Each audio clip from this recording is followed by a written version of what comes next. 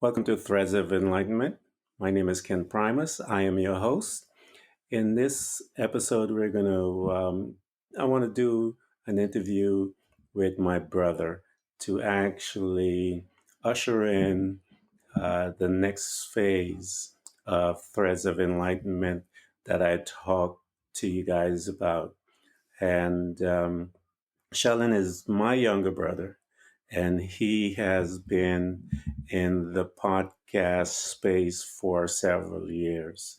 And he was the one that actually was instrumental in having me come to this part of the industry just to get a chance to partake in the field of podcasting.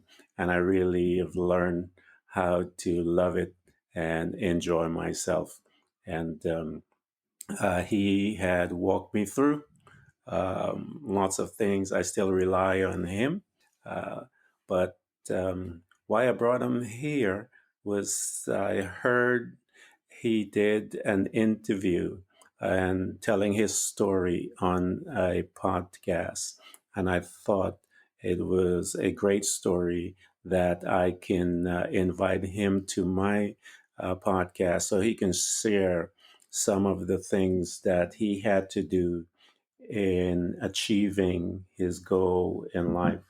Um, at this site, we talked about people developing personally so that they can do things that will influence themselves, their family, and the other outside people. So, without further ado, uh, I would like to introduce my brother Sheldon, and welcome to Threads of Enlightenment. Hey, thank you for having me, bro. And Oh man, my it's funny. pleasure. I I'm can truly glad. say bro because you're my bro. Excellent, man. How you doing? How's everything? No, doing good, doing good. We're getting into the summer months. Pretty much for Florida, we go through winter week where we get one good week of cold, and then or two, and then all of a sudden it's summer. Forget it, even fall. Spring. It's winter week into I summer. remember there because actually I'm a world traveler right now, and Yeah. I have been out of the States for about 3 months. And Sheldon and I are doing this interview over the internet, thousands of miles. I'm actually in Europe. I'm in Albania right now visiting. Yeah. You're so far away, Yeah. but technology is helping keeping us together a little. So that's awesome. Yes, it is. Yes, it is, man. So, um, but as I mentioned in the intro, that I heard your podcast telling your story. Some of the stuff I remember, but again, you're in it, and so you had as they would say, a first-hand experience, whereas Front I row was on the seat. inside. Yeah.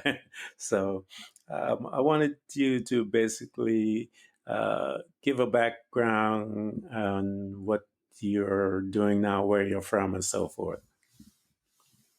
Yeah. All right. Well, I am by trade now. Uh, my first trade was wastewater treatment, but prior to that, I actually started as a recycling guy, throwing garbage off the truck and in the recycling bin and everything else.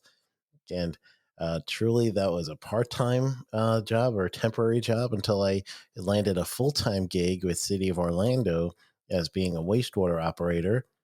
Got into safety and health, and currently I am a safety and health consultant, and I train consultants. So therefore, right now, most people they think of me of the consultant to the consultants. All right. It's really what it's boiling down to. That's good, man. Yeah. Yeah, it's been fun. I learned so much just by just in every stage, every stage of getting to where I am now. I had to learn quite a bit about me, about my goals, about making goals, about pretty much everything. Not giving up, Hmm. trusting yourself, prepping for the future. So I pretty much said, all right, I'm going to prepare so I could now help later on by getting my degree and even start my business where I have to constantly think about future, but trying to live in the present too. So that's one of the tricks of being a serial entrepreneur, if you will.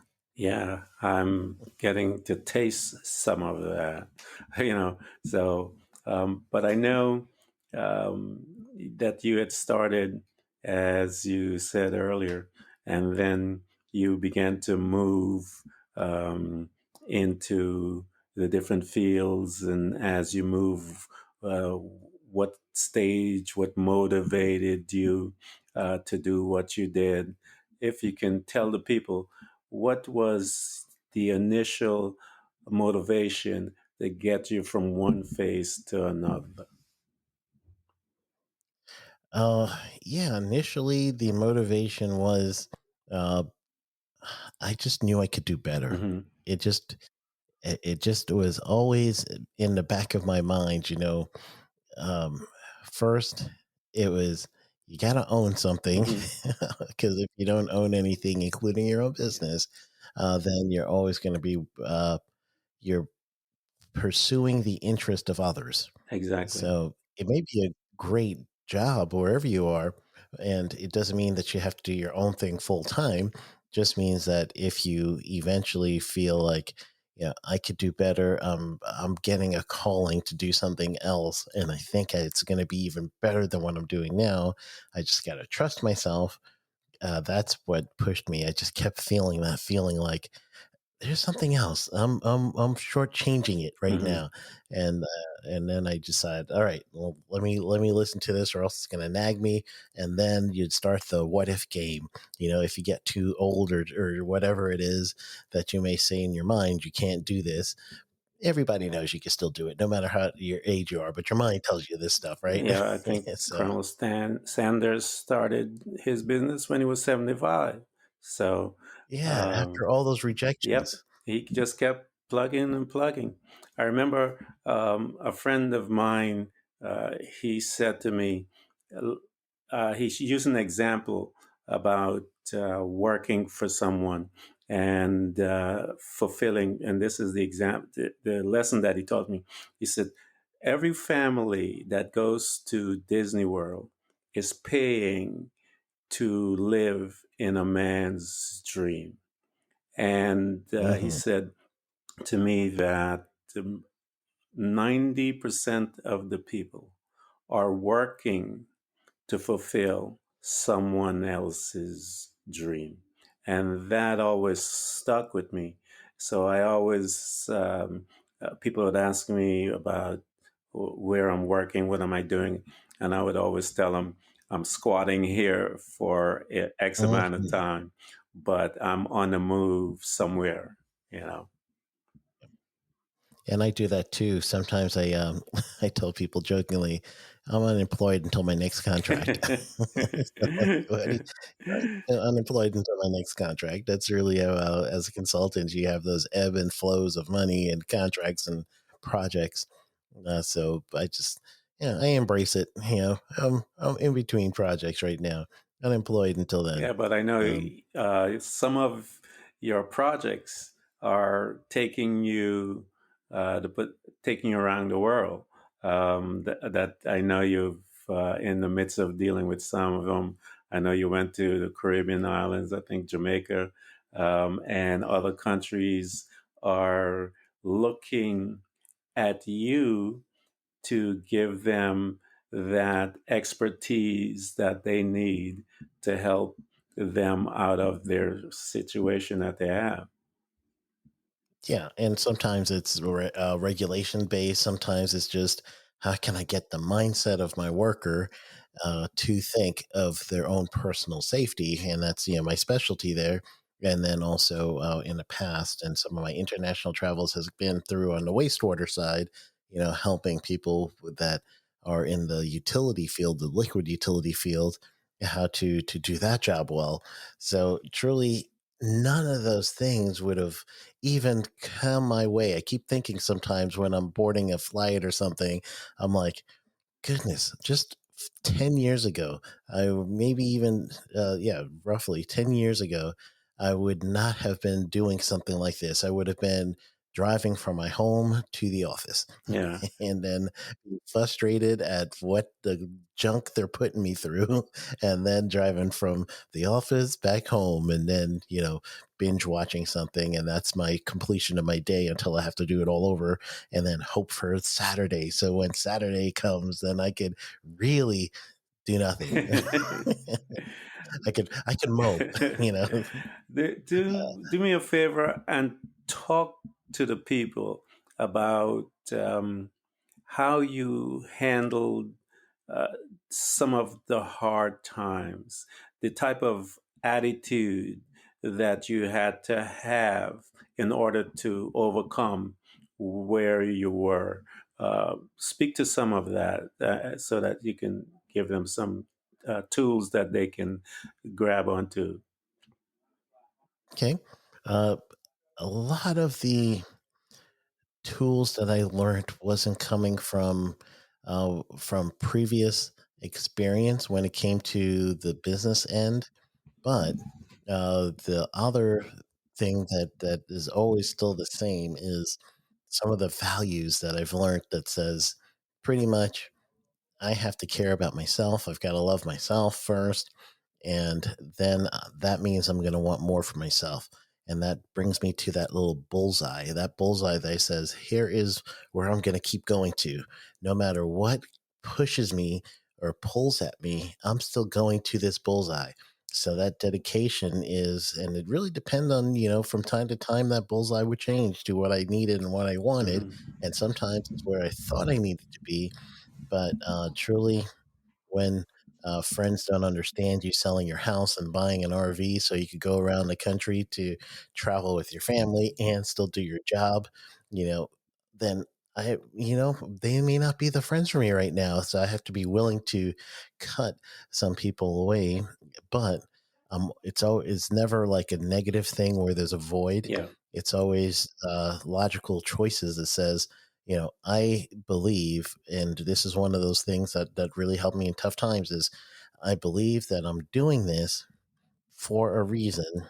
And if I'm honest with myself, if I give myself some solitude, if I give myself some time to really listen to whatever is the intuition Hmm. that I'm feeling, the Yep. calling I'm feeling, that will always keep coming back for the guidance. Okay, do this next because you're feeling impressed to do this, or do this next because this is the next logical choice. But it's also going to be empowering to you. It's going to make you feel like in Maslow's pyramid of higher learning, Abraham Maslow, the very base of that pyramid is physiological needs, and then the second level is security, and then the next is social needs, and then the next need is going to be where you need that self esteem. Hmm. Then the final is self actualization, the very top of pinnacle of that pyramid. Um, I always think the need is driving me, and therefore I have to follow this thing and recognize it as quickly as I can and hold on to it. Yep. Don't let it run. Yeah. Don't let anyone lead me anyway. Just say this is a need that I feel I have to meet, and I am going to go until I get there. Yeah, so that's the driving force for everything, and have a plan. That's the other thing. Actually, create that plan. Write it out. Well, you can't go anywhere without that plan. It's basically your roadmap. Um, I remember again one of my friend. You remember Bernard? Bernard Oh said yeah, that Bernard was a prophet profit. in way back that we went to church with, and he had told me that God approached creation as like a businessman. He had a business plan, and Hmm. he began to execute what he had said up in his business plan. Let us make man in our and so he starts to make all these confession of things that he wants to do, but then he had to come back. His end goal was to create a man, but he had to come back Hmm. and create the place to put the man. So he had to create the earth and all the other things before Yeah. he um, created the man. But the plan was the man, you know, and that was a profound explanation of that to me when I was hanging out with him. But I know you had talked about the solitude piece, and I try to explain to people that solitude is not a place of loneliness. It's a place where you kind of gather your strength. You gather your thoughts. You gather. You shut out the noise. You begin to look deep inside. You begin to, as you said, listen to your intuition. It's a place of information. And Hmm. talk about some of those instances, if you can remember one or two that you can pull out, and remember when you were there and what happened to move you forward. Yeah. I definitely feel like when you have that plan, it helps you, and it gets you also rewarded too. So I remember one time I literally had to go to another place in town. And I had uh, a class the next day. So my bank account didn't say I should be staying in a hotel. I needed to for class sake, and I was waiting for one of my checks to clear. That's like the perpetual state of a consultant. Sometimes you're waiting for your check to clear from your previous job that you did. Most of the time, we work, and then after we're done, then after whatever net 30 days, net 15 days, whatever, then a check comes through, and then you get paid for your service you did half a month ago or a month ago. So I was waiting for one of these checks to clear that I thought was going to go in really soon. But truly, I was like, I still got to get to this one place regardless, and it's going to show up.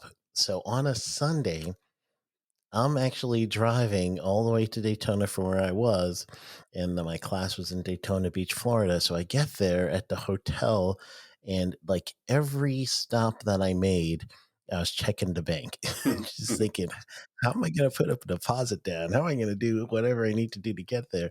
Would you know that when I pulled into the parking lot, I thought, let me check one more time. And there was money that was in my bank account on a Wow. Sunday.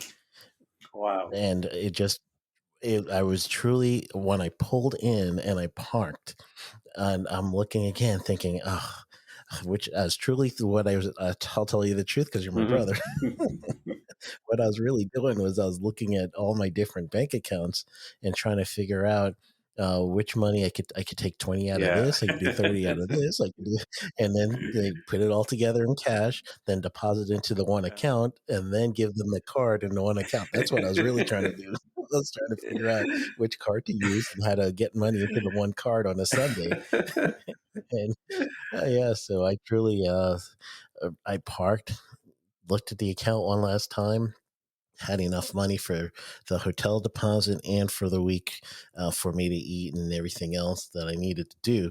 So that is just one of those things that tells you don't give up no matter how bleak it looks, because you never know what will happen. Yeah. Here on a Sunday, I'm getting money in my account. How often has that ever happened to you guys when you're really thinking about, just the way that the bank works their system? They're going to hold on to Hmm. everything to the very last moment they can, so they can keep getting that The the interest.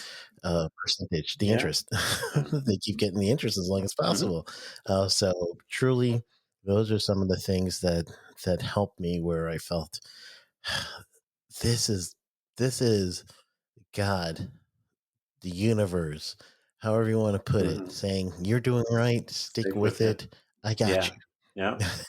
You know, for me personally, um, I had to, in my journey and stuff like that, and even coming this way into the podcast space, is I had to learn so much about my goals. And I find myself dealing with some of my, I hate to say the term bad habits and stuff like that, but some of the things that you routinely do, whether it's mental, physical, whatever you do, um, I find that it was coming against where I needed to get to, and I had to learn how to overcome them, how to create new ones, create new habits.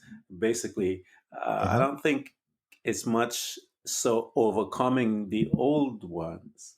I think if we focus more on creating new ones, that the old ones will simply not be that important as the new ones Hmm. that you're creating. What's your,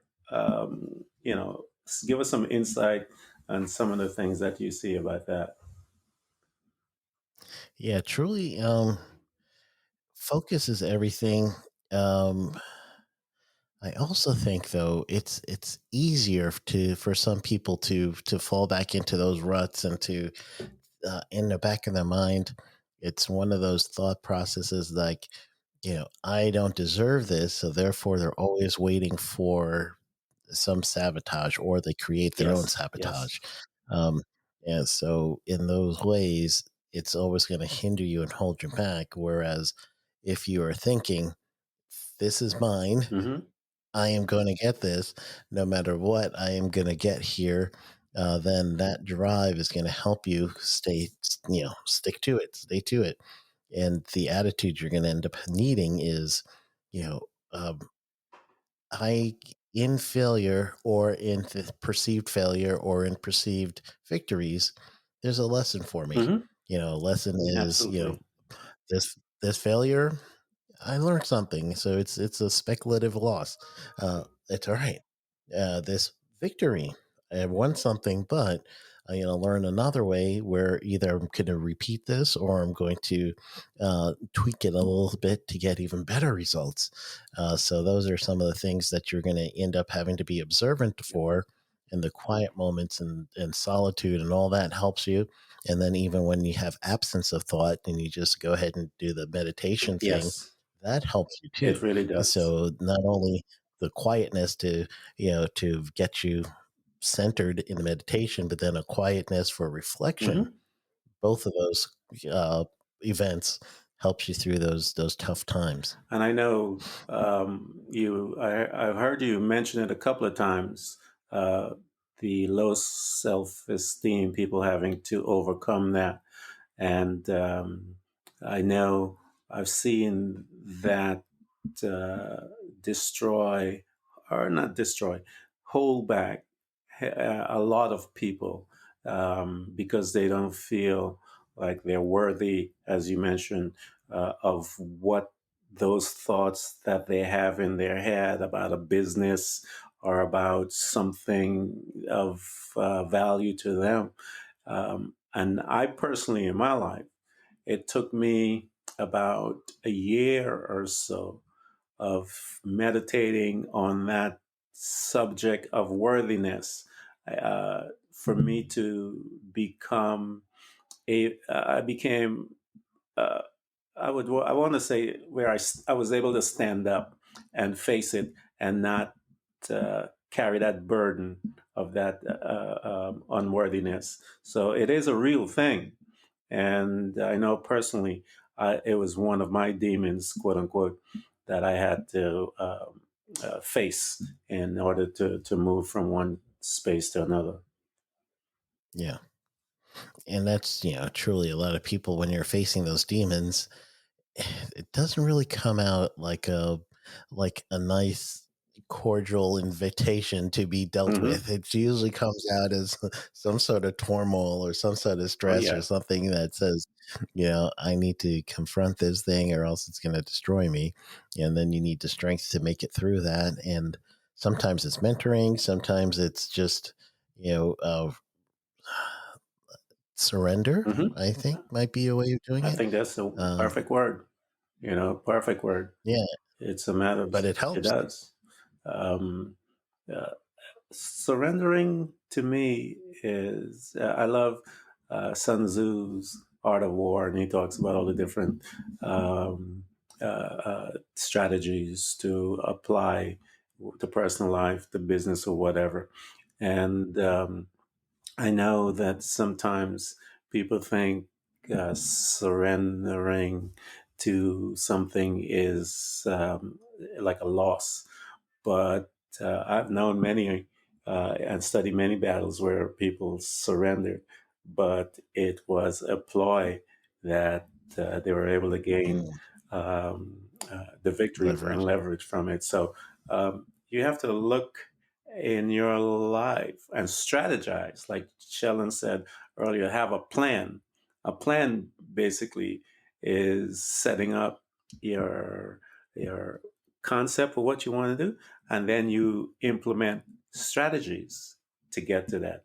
You know, and so as I mentioned earlier, when Bernard was talking to me about the creation, the goal was the man, and so he had to come and put the planet together and then strategize and implement. Okay, what is he going to need? He's going to need some food. We're going to put the tree there to take out oxygen, carbon dioxide. I mean, the whole Yeah, thing. yeah, And so there was a strategy behind the creation from what Bernard was talking about. It was really insightful that he was giving me that instruction. yeah.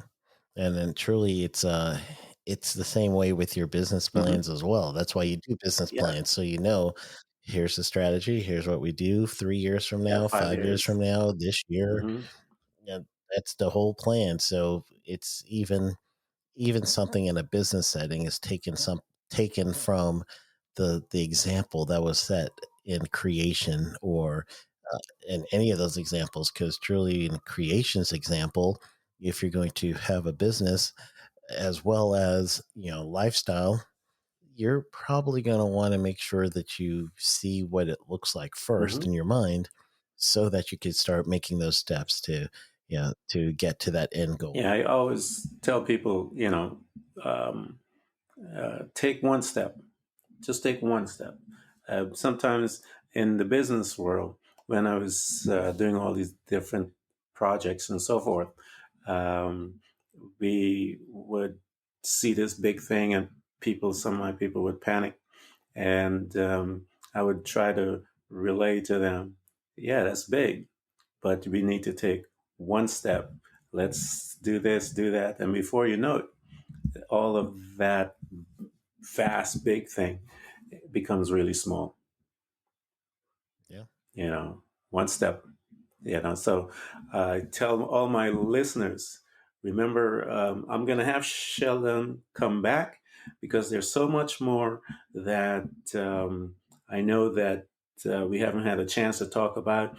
I want him to go in a little deeper about his story so that you guys could see and hear where he truly came from, how he did what he did, and where he is today, and expand his story so that you can see he utilized all these different tools that he gained, and you and I can learn from his story so that we can change our life. And Jalen, I want to thank you, and I'm hoping that you take me up on that second one. I kind of threw it out there, you know, and I'm hoping that you have the time to come back and talk to us for a second episode. Yeah, absolutely. I am going to be there, be available, give you the second half. So stay tuned. Excellent. I want to thank all of my subscribers and everyone for listening to Threads of Enlightenment. And I look forward to see you guys. Subscribe if you have questions. There's my email, ken.primus at threadsoфenlightenment.com, and ask all your questions. You can follow me on Facebook. I have an Instagram uh, page as well. And I hope to see you guys. Until next time, enjoy the journey.